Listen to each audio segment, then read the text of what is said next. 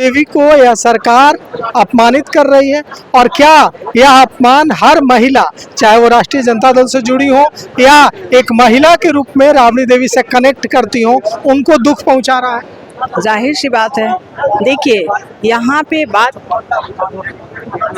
जाहिर सी बात है ना। देखिए बात ये है कि अगर कोई भी कानून है, कोई भी रूल है, तो सबके लिए होना चाहिए, इक्वल होना चाहिए, इक्वलिटी होना चाहिए। ऐसा नहीं होना चाहिए कि आप एक ही समाज के लोगों को, एक लोग को टारगेट करके बस उसको परेशान किया जाए, ये नहीं होना चाहिए। और इस चीज़ के अगेंस्ट हम लोग हैं और हमेशा रहेंगे।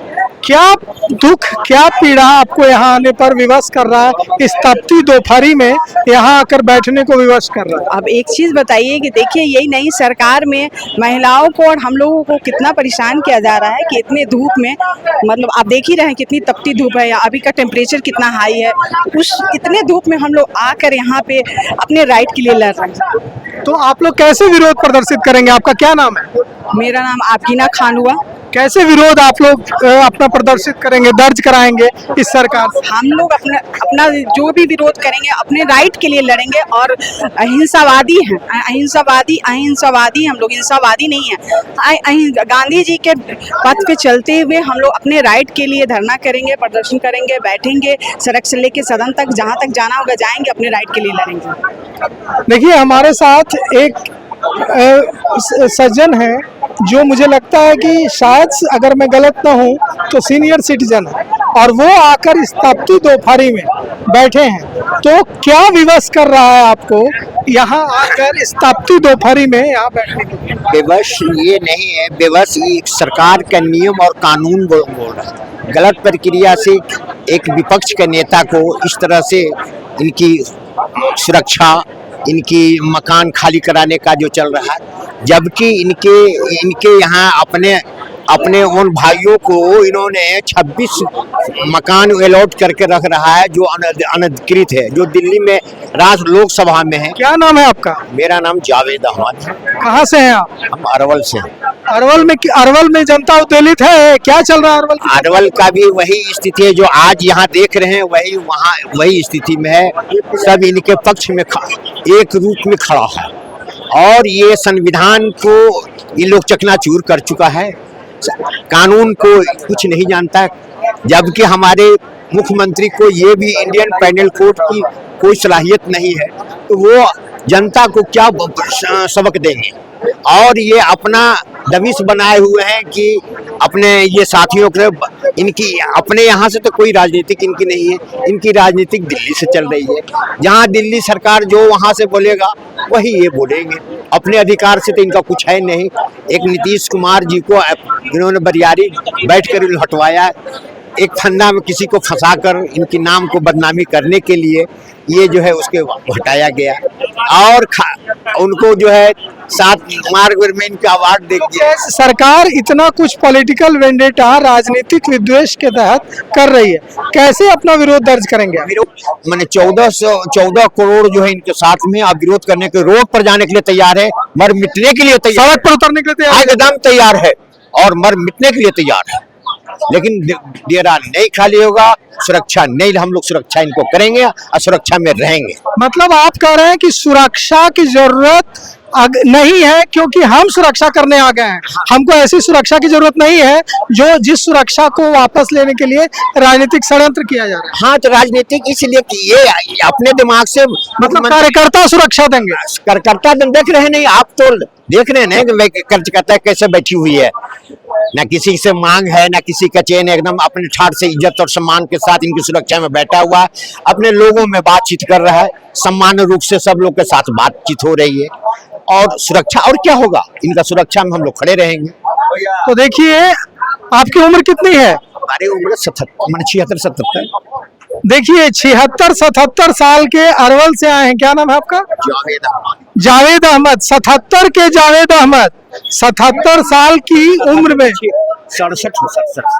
70 के आसपास के जावेद अहमद जो अरवल से आए हैं, ये कह रहे हैं कि हम सुरक्षा देंगे राबड़ी देवी को, हम सुरक्षा देंगे लालू प्रसाद यादव को, हम यहाँ तैनात रहेंगे, और हमें जिसके साथ कार्यकर्ता खड़े हैं जिसके साथ जनता जनार्दन खड़ी है, उसको किसी सुरक्षा की जरूरत नहीं है।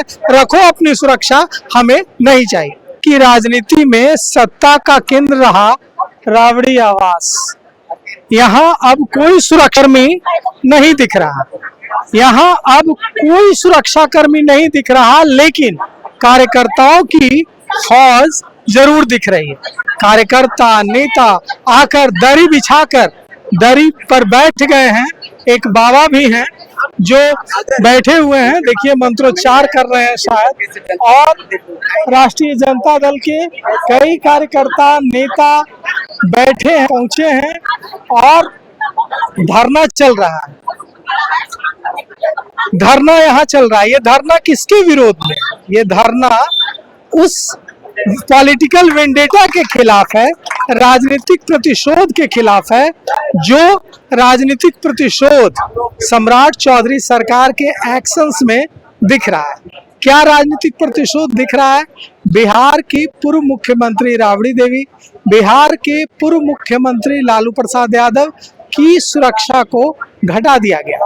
और इसके बाद जो खबर आ रही है कि तेजस्वी यादव ने भी अपनी सुरक्षा लौटा दी है, लेने से इनकार कर दिया। अब इसे लेकर आगे बात यह है कि राष्ट्रीय जनता दल के जितने विधायक हैं, जितने एमएलसी हैं, वे सारे भी कह रहे हैं कि हम भी अपनी सुरक्षा वापस कर देंगे। मतलब राष्ट्रीय जनता दल का कोई विधायक, राष्ट्रीय जनता दल का कोई एमएलसी, राष्ट्रीय जनता दल का कोई सांसद सुरक्षा नहीं रखेगा। और अगर ऐसी स्थिति होगी तो बिहार में एक संवैधानिक संकट खड़ा हो जाएगा। और अगर ये स्थिति बनती है, लॉ एंड ऑर्डर की स्थिति बनती है, तो इसके लिए कौन जिम्मेवार होगा? हम जानते हैं राष्ट्रीय जनता दल के उन नेताओं से जिनके दिल में दुख है, पीड़ा है, क्षोभ है, और वे यहाँ अपना दुख, पीड़ा और क्षोभ व्यक्त करने के लिए पहुंचे हैं। तो ये जो राबड़ी देवी पूर्व मुख्यमंत्री लालू प्रसाद यादव की सुरक्षा जो घटाई गई है, इससे क्या दर्द है जो आप सबको यहाँ खींच लाए? नहीं, दर्द तो शायद इनको नहीं समझ में आता सत्ता पक्ष के लोगों को। और हमारा सवाल तो है सत्ता पक्ष के लोगों से कि ये बताइए कि जिनको 5 लोग नहीं जानते हैं बिहार प्रदेश के अंदर, आप उनको सिक्योरिटी देते हैं, और जिसको जनता के जनादेश से चुना गया है, आप उनकी सिक्योरिटी क्यों खत्म कर रहे हैं, क्यों खारिज कर रहे हैं? आपकी मानसिकता क्यों है? आपकी जहनियत क्या है? क्या आप नफरत से भरे हुए हैं? नफरत का दौर यहाँ पे नहीं चलेगा। इस देश में लोकतंत्र कायम है, संविधान कायम है, संवैधानिक तरीके से हम अपनी मांगे कर रहे हैं। और अगर आप सुरक्षा ले लेते हैं तो एक सवाल का जवाब आपके माध्यम से सरकार से है कि वो आरएसएस जिसका कोई योगदान नहीं है इस देश के आजादी में, आज तक कोई योगदान नहीं है, अपने आप को राष्ट्रीय स्वयंसेवक संघ कहती है, जो कि पंजीकृत भी नहीं है, देश के लोगों के टैक्सपेयरों के पैसे के ऊपर और देश की गाड़ी कमाई पर टैक्स के ऊपर उनको Z+ सिक्योरिटी दी जाती है, और जो जनता से चुना हुआ जो जनप्रतिनिधि है उसको आप सिक्योरिटी क्यों नहीं देते हैं? जो विधान परिषद के अंदर है, जो नेता प्रतिपक्ष दल है, उसको आप क्यों कहते हैं बंगला खाली करने के लिए, और अपने साथियों को एक तरफ बंगला रख के देते हैं और सिक्योरिटी घटा रहे हैं? तो सवाल तो उठेगा।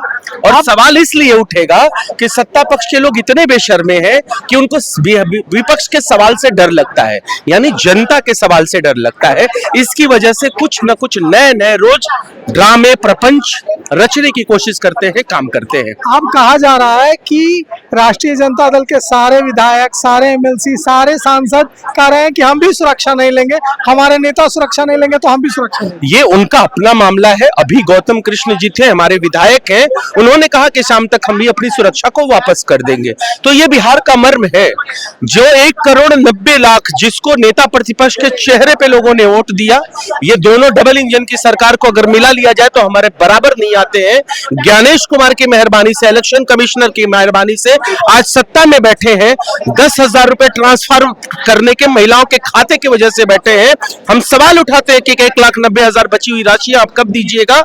उस सवाल से बचने के लिए, जनता के सवाल से बचने के लिए रोज नए नाटक करते हैं। ये कभी AI सबमिट के अंदर हरे गमछे की बात करते हैं, बिहार की संस्कृति और बिहार की पहचान के ऊपर वार करते हैं, देश की हरित क्रांति के ऊपर वार करते हैं, हरे रंग की बात करते हैं, कभी आवाज खाली करने की बात करते हैं, कभी सिक्योरिटी घटाते हैं, यानी कि इनको विपक्ष से डर लगता है। विपक्ष जनता की आवाज को उठाती है, जनता की आवाज से इनको डर लगता है। इसकी वजह से लोगों के मुद्दे को भटकाने के लिए रोज नए नए